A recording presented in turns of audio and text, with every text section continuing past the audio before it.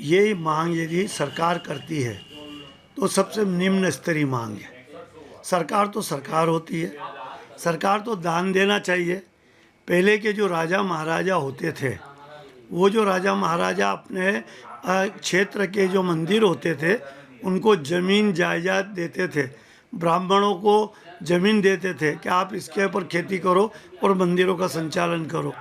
तो वो जो राजा महाराजा होते थे वो बड़े दानवीर थे। आज की सरकार यदि मंदिरों से मांग करती है तो ये मेरे को उचित नहीं लगता है। मैं ऐसी व्यवस्थाओं का विरोध करता हूँ और साथ ही इसकी निंदा भी करता हूँ। सरकार को तो मंदिर के लिए पैसा देना चाहिए।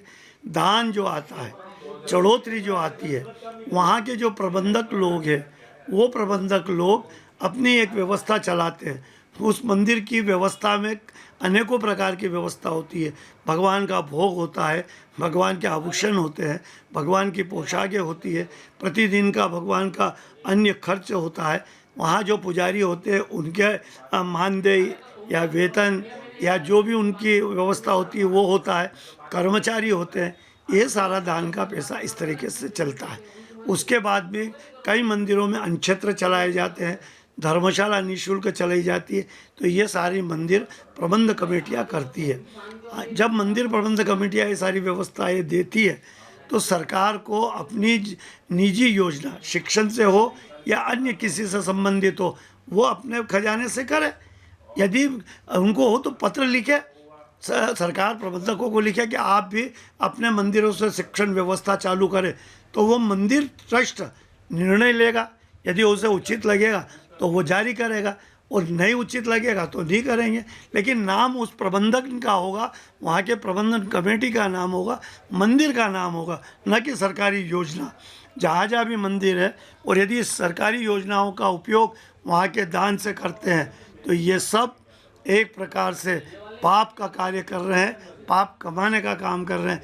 ये जो चढ़ोतरी होती है उस पर जो ब्राह्मण लोग होते हैं, जो पूजा सेवा देते हैं, जो सेवक होते हैं, उनकी जो सेवा होती है उनको देने का और उनको लेने का अधिकार है। यह आज से नहीं, अनादिकाल से चला आया है।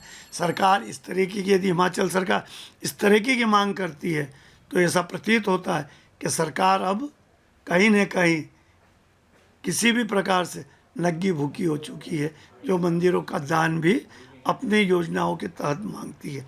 मैं पुनः अखिल भारतीय पुजारी महासंघ की ओर से मैं मंदिरों की व्यवस्था को लेकर, मंदिरों के सरकारीकरण मुक्त की व्यवस्था को लेकर, वहाँ के प्रबंधन, वहाँ के पुजारी वर्ग चलाए, उसको लेकर हम 40 वर्ष से एक संघर्ष कर रहे हैं और आगे भी संघर्ष करते रहेंगे। हिंदू समाज का पैसा, मंदिरों का दान हिंदू समाज के लिए काम आएगा। वहाँ के प्रबंधन उस तरीके की व्यवस्था करेंगे। सरकारी योजना उसका उपयोग नहीं करे, यदि करती है तो ये पूरा गुनाह है। साथ ही आज हम देखते हैं सिख धर्म के जो मंदिर हैं, गुरुद्वारे की कमेटियाँ होती है, वो अपना पूरा संचालन, वो हॉस्पिटल चलाती है, वन क्षेत्र चलाती है, धर्मशाला चलाती है, जैन समुदाय भी चलाता है, ये सब चला। उसमें हस्तक्षेप क्यों नहीं करती है सरकार? उनसे क्यों नहीं मांगती है? मस्जिदों में भी लाखों करोड़ों रुपए का किराया भाड़ा आता है और उनसे मस्जिदों का संचालन होता है। उनसे भी मांग कर ले कि आप हमारी हम मस्जिदें भी हमको दे। यदि वो सभी धर्म के मंदिरों से कोई सरकार मांगती है तो फिर एक न्यायोचित बात हो सकती है। हिंदू समाज के मंदिरों से मांगती है तो ये न्यायोचित मांग नहीं है।